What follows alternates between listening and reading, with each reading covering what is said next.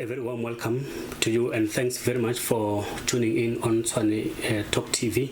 And this is the week that was. I'm your host, Franz Molefe Modise, and as usual, I'm joined by our resident independent political analyst, Mr. Mpomake. A very good afternoon to you, sir. Good afternoon. And welcome. Yes.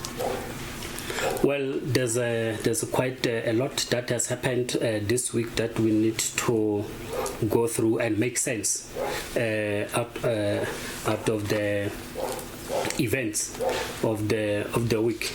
And the first one is the issue of the DA. The national leader of the DA, Mr. Steenhuisen, hosted a press conference flanked by the chief whip, Siviwe Khwarube,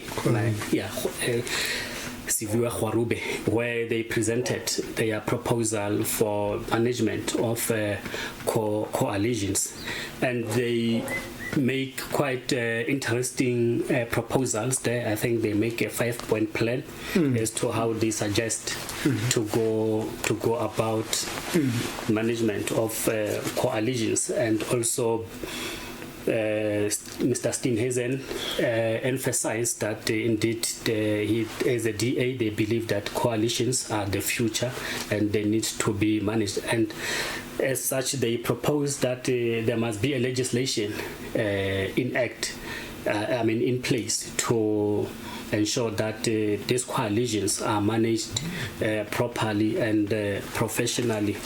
But also they make some points. Some of the points that they make the issue of electoral threshold amendment of section 102 of the Constitution. Yes. I think that's the section that deals with the vote of no confidence. Yeah. Also, another point that they make is the issue of the independent appointment of the independent regulator for coalitions. Your take on that, Mr. Make? Yeah, actually, thank you very much, Mr. Modise. It's quite very surprising, but I also liked the questions that were posed by those that were present, the media fraternity that were present. One of the questions that really took them by surprise, I suspect, is the issue of why now, because in previous motions of no confidence, where you as the DA were beneficiaries, you never saw the need to come up with an idea of regulatory a body that will regulate coalitions. Is it the first time you thought that coalitions need to be looked in very seriously? Is it because now you are the loser? Is it is this another case of a sole loser? Remember the issue of a 27 million claim by the former executive mayor. Yes, former DA mayor Mpho Phalatse of now. Why now? And that is why ANC came out saying that, laughing, saying that, but these things even happened in your term. So why are you raising it now? So it looks like an issue of to someone, it can look like an issue of a sole loser, someone who does not want to accept that they have lost. But be that as it may, remember there is also tabling of electoral amendment act bill in parliament going on as we speak. I think my vote counts. I think even chairman of a portfolio chairperson in parliament, the one that chairs that home affairs committee that deals also with electoral amendments, they were having some skirmishes there. I listened in one of the interviews. The main issues are signatures, whether it's 30% or 20%, but it deals with exactly what the DA has called. I mean, to my surprise, Parliament is busy, and as a political party, they are part of Parliament. Parliament is busy with a process that will make sure that the electoral amendment are being processed. On the side, they want another threshold amendment for the elections. The other issue that I found very interesting was the issue of constituency. It looks like parties are not agreeing in terms of getting rid of the 60-40 threshold of proportional representation of party list system and the issue of bringing in independent candidates. So I think it will be fireworks in Parliament from now on because of such disagreement. But maybe it's a strategy on DA's part that let's try to use another avenue to introduce those that will fail to introduce in the National Assembly. Maybe let's try another avenue. But going back to your question on the 4 pointers that DA raised, on the first one, look, electoral amendments are part of the Constitution. The threshold is part of the Constitution. Is that issue of the 60-40? I think what caught my attention was when they mentioned something called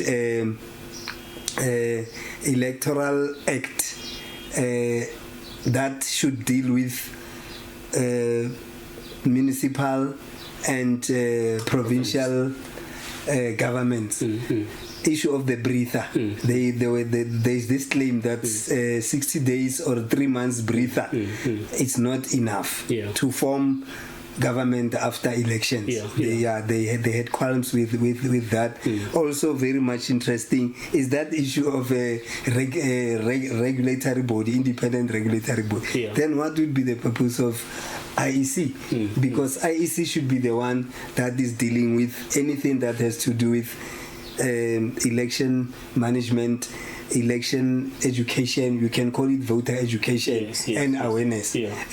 Remember, the duty of IEC is not only to count votes and to announce results. It's also to do voter education. It's also to train public in terms of electioneering. And also I think this point that they are raising, they should actually write a letter to Parliament and say sorry, but this IEC is not doing adequately. If we can have a function that they think some regulatory framework or body can do, they just take it to the IEC. I heard also mention of the issue of funding. Issue of party funding is giving IEC problem. But that's operational work. You simply employ new staff, employ that regulatory framework person who deals specifically with that. So those are the issues that I think, I wonder, maybe DA also wanted to be listened to. They are just politicking. Some of the things that they are asking for, I really don't think there is any need for independent regulatory body or person who should be doing this. It can be done within the structures that exist. Chapter 9 institutions, 6 of them, they are very much adequate to ensure. Remember, others deal with human rights, others deal with elections, others deal with gender, just like that. So I think there can be space for all these 4 concerns. Even this issue of how to regulate coalitions. You heard even in one of the addresses of Lesufi, the new premier, he also speaks about dealing with issues of coalitions. But for me and you and the viewers at home, I mean, really, it's not only now that there are coalitions. I would simply say to you, it's not a parliament issue per se. I know that floor crossing was dealt with in terms of parliament legislation, but it's not necessary because you cannot stop it. It will continue to happen. You can just delegitimize it in your system. It's like the terms of delegitimizing something, legitimizing something, or criminalizing something and decriminalizing something. In between, something is happening. So it's just upon you. It's really up to you how you manage the whole process. So the issue of how to manage coalitions, let the parties that are, whether it's a bilateral, whether it's a tricameral, whether if it's a multi-party, they must come up with their own mechanisms, how to facilitate, how to manage, how to agree, how to bind themselves, and if the one violates, then what is going to happen? Now, if you have an independent person who should regulate this, if you have COGTA, let me give a typical example. If you have COGTA that should regulate coalitions, I think that could be a workable. In fact, as we were saying earlier, Lesufi raised this point that, in fact, some of these squabbles within the coalitions, they just need mediation. Are not things that, so hence you don't always have to dissolve. You don't have to dissolve. You don't have to rush to court. Yes. You don't have to pass motion of no confidence. The view that my stance, my view that some of the political issues let them be resolved politically. They really don't need courts. Some of the commissions we are establishing, truly speaking, they are not necessary. I was listening to something very interesting today. It was an interview about former CEO of SAA, and I think he also had a run in Vodacom. I think when they were asking him questions, what is the real problem in the with the CEOs? One word. He says bureaucracy. He says red tape and bureaucracy. Why? Because bureaucracy is the one that makes that highly trained CEO, that highly trained COO to fail. You come with instructions, someone is not following them. He made an example. I deliberately did not want to mention the name. He made example of a ministry. He said, I was reporting into different departments. This one wants this one that wants that. I mean SAA. SOE. I must report to two different ministries, to two different departments. When will I do my work? Every time I must do something, I'm micromanaged. I cannot sign for something beyond 200,000. The minister must know and okay it first. But I think we need to speak as this nation. What is the role of ministers? What is the role of premiers? What is the role of mayors? You see, mayors is better. The mayor is, that's why you use the term executive mayor. He's the person who's in charge, accountable of the running of the municipality or the running of the metro. Now, it should be the same with CEO. CEO must be the one who's performing executive functions of a particular SOE. You don't have to ask the minister. The minister must deal with policy work. He must not come and interfere on operational issues. But that is the long and the short of it. I thought that indeed, the press conference could be just the way of saying, guys, we are still there, we can still talk, we are not reeling as such from our wounds. We are trying to do something.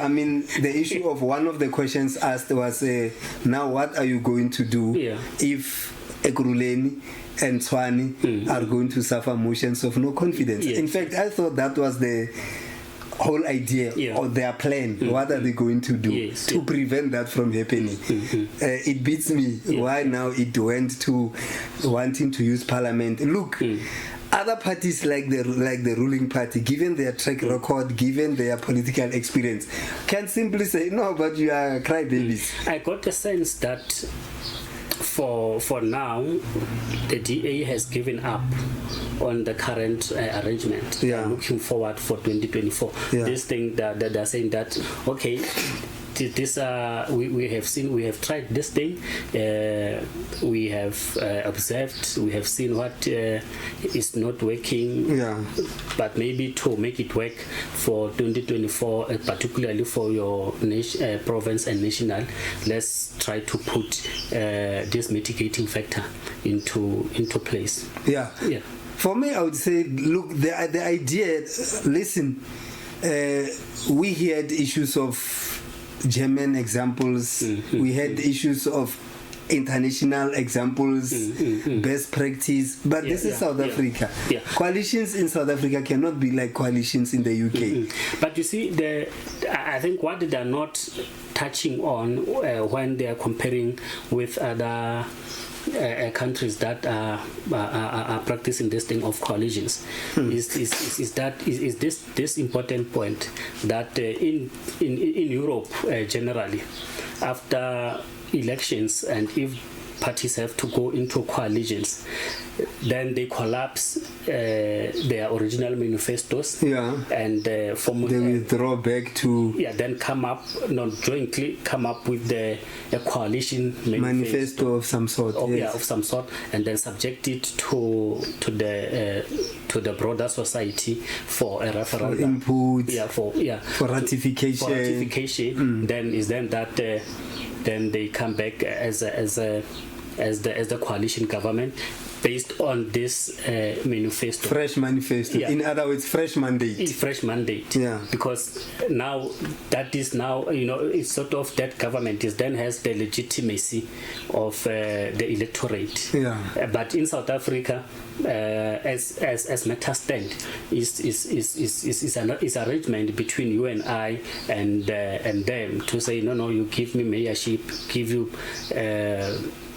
speaker, we'll give you 3 MMMCs, we'll give you that and so it's an unprincipled coalition based on interest. Exactly. So it promotes brown envelope checkbook politics, and that is why you will have. So there is no program that is agreed upon.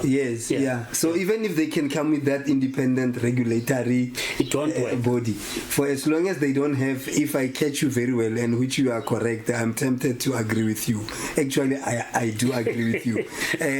The fact that you don't have fundamental principles that you are agreeing upon, that's a side factor. Probably you have different natures, you have different ideologies or beliefs. But what is crucial from you, from your question, which is assisting us, is that who gave you the mandate? I voted perhaps ANC. The ANC goes to a coalition with the DA. Perhaps the reason that I did not vote for the DA is because I did not want my vote to go and place the DA in power. So where does the ANC get the mandate to enter into a coalition through my vote with a party that I did not want? I think that really makes sense. Another thing is Mr. Mudi said that could be that this parties could have considered is the total overhaul of the electoral system. I think his name is it's Vuyani, it's Musa Chabani.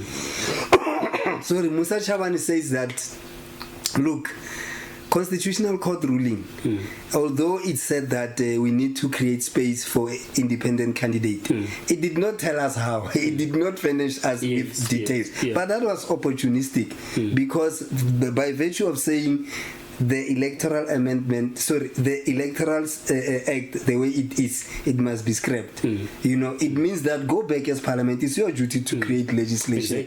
Go and debate how to create room. And I think it's not only the issue of opening space for individual or independent candidates. You are also going to address how you're going to share seats. There are 400 seats. Which category will be independent? Which category will be party list? Or are you getting rid of the party list system and it's first past the post? One system that I like, it talks of simple majority. If the NC is the majority that was voted in during 2021 local government elections, then it's the NC that must form government. Then there was not going to be any need for coalition. There was not going to be any cry that we had the DA coming up with this morning, that some of them don't even make the threshold. It's a 0% with 1 seat. Then they want to control the party with 22 seats or 13 seats. So which means that it's time, Mr. Mudi, that South Africa, as you would often say, what happened to the Van Zyl Slabet recommendation of immediately after 1994, let's get rid of proportional representation as it is, because it was meant to give minorities and small parties some measure of representation. Now you give them the finger, they want to take the whole hand. But I think on a more serious note, electoral amendment that is now tabled, parties should go and debate on these things. Civil society organizations like My Vote Counts, they must go there. Both are the new party of Musimema. They must go and debate there, or make submissions that are clear-cut submissions that will explain what are the changes, where do we need the changes, and why.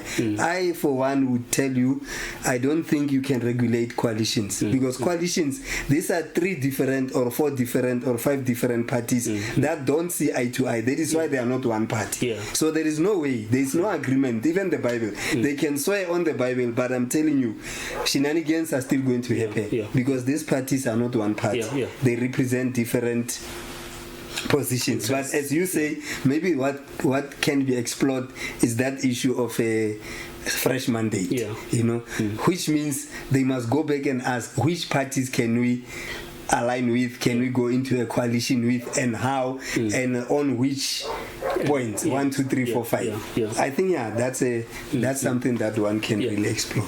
Now, in the interest of time, let's move to the other issues. A very interesting matter that I think South Africans would find it very concerning, that taxpayers or South Africans are paying for the services of ministers and deputy ministers.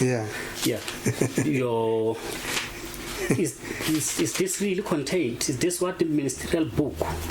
I actually listened to I listened to Minister in the Presidency. Mr. Gungubele. I also listened to the Public Works representatives. They were both interviewed in 2 separate platforms, and they gave contradictory accounts. The other one says no, the Public Works is the one that takes charge and responsibility for the services that ministers are using.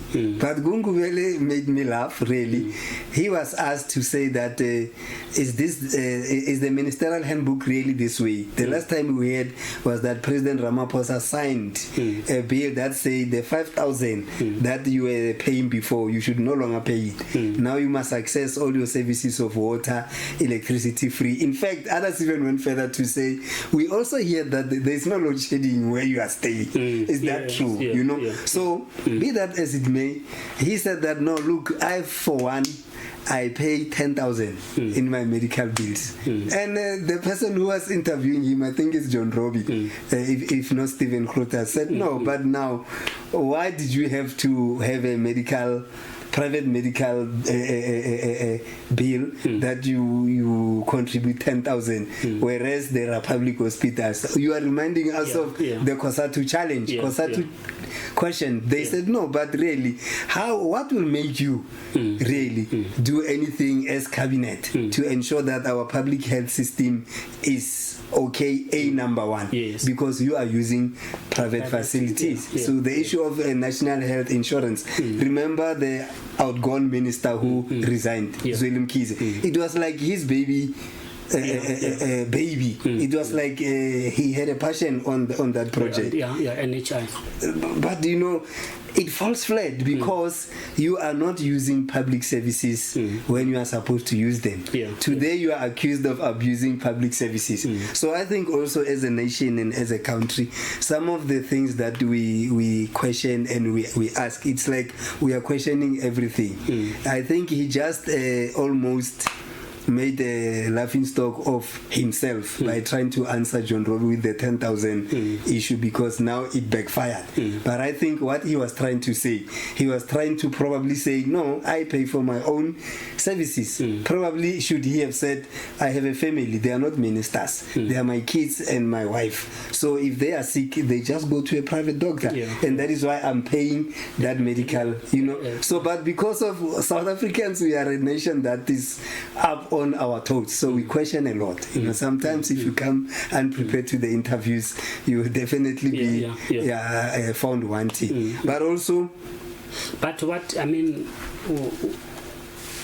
what does it say to ordinary South African who has to make a choice of and on a daily basis whether to buy bread or to board a taxi and look for employment? Actually, I had something very much painful that in Limpopo, a young woman gave birth on a street, and a nurse was passing there, and they asked the nurse, because they knew the nurse, please come and help. Here is someone, it looks like she's in labor, and she said, no, my shifts will start in 30-40 minutes. For now, no, I'm not available. So it's this sense of entitlement, this sense of I'll do my work when I want, the oath that we have signed, the pledges that we have made, from civil service is really problematic. That issue of bureaucracy that Jahara mentioned is true. You have bureaucratic caste. You have people who do not want to work out of passion, who do not want to work out of a willingness to serve. They want to be paid. There is so much patronage. SOEs cannot functions, they are depleted because of what? People who collude in a patronage network system. But so yes, the issue of ministerial handbook shows you that you have ministers who want to live an opulent life, whereas masses are suffering. I think that's the question you were really asking. When masses suffer so much, food prices are skyrocketing, fuel prices cannot be afforded, it's not affordable, electricity keeps on going, your meat in the fridge gets rotten, fish oil is expensive. So but you have ministers who are earning almost that side of a million with free services. Really, I think of Thomas Sankara. You will ask for a Thomas Sankara moment. Someone in this country who will stand up and say, no, I think it's time to cut this opulence, cut this unnecessary wastage. AG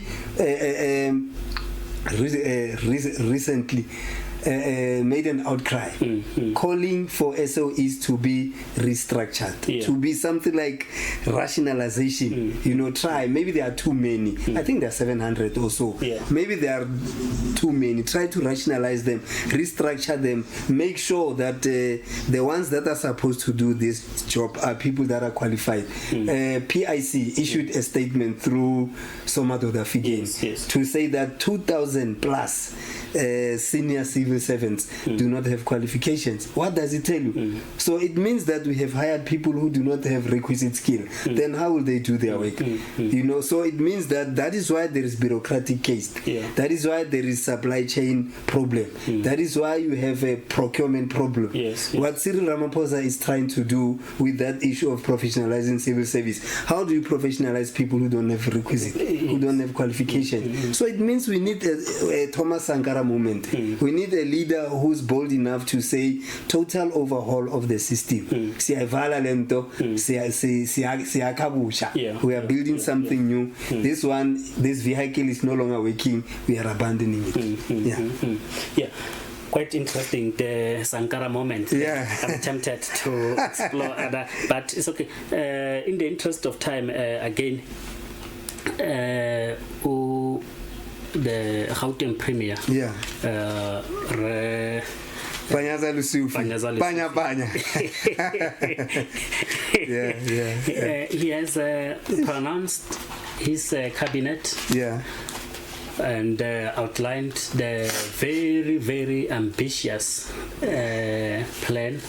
plans of what they want to achieve as an administration in the 18 months or so that are left.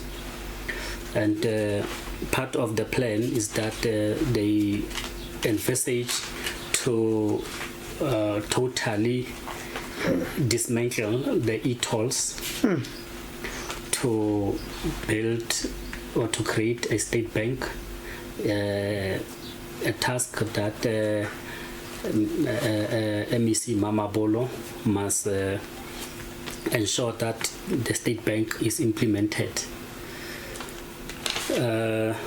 Very ambitious plans. Then the other issue is the issue of Gauteng police, about recruiting about 6,000, ensuring that every ward has one vehicle, patrol vehicle. Those police would be ward based, and at least have 4 helicopters in the province, and also ensure that the Department of Health and Wellness becomes effective and efficient. Yeah. What do you make of the plan? Certain quarters of the society, have posed some questions, very serious questions. That, is this a federal state? Are we a federal state or what? Where it would seem that some of these plans are encroaching on the national competence and the national sphere of government. Much interestingly, also, I heard that in his maiden address after inauguration, he also mentioned, Mr. Lesufi, that he wants to come up with 3 months. I think it's some period of 60 days. I think it's a 2 months or 3 months period of kicking out Nyaope habit. Oh yes, rehabilitation. Rehabilitation of, I think, is it everyone with Nyaope on the street? Yeah, that they're taking that. The social development, from the NGOs, and as government they want to implement that. I think he said in the next coming 6 months. 6 months. Yes. Look, action-oriented speeches are very much appetizing. If you notice, even our President Cyril Ramaphosa, he would make these lengthy speeches, bold statements, but action.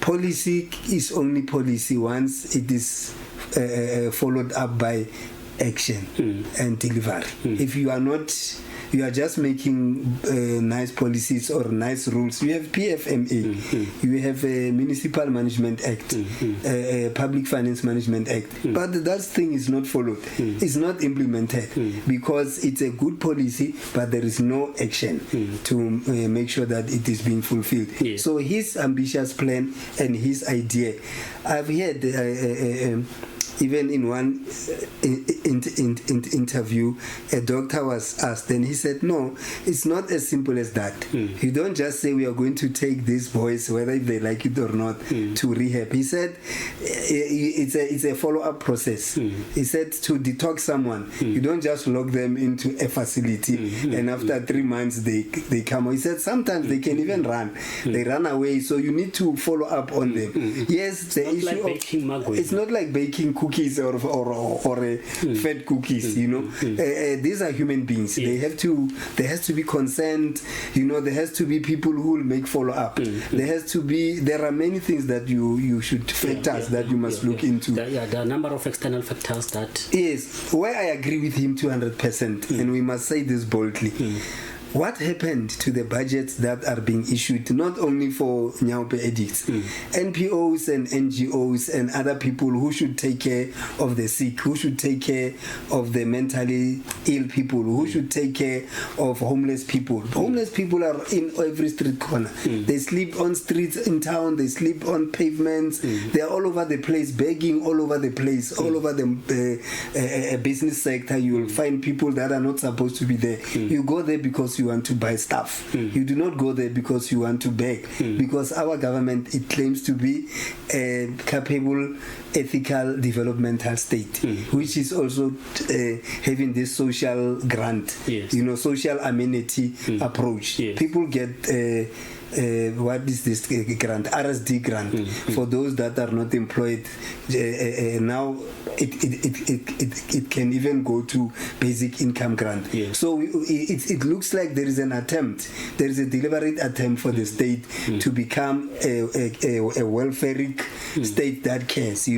So, but if these things are not managed properly, you are going to replicate and duplicate structures that are there. You want to do something that someone was supposed to be doing. So it's the whole issue of management. SASSA, there was another scandal today.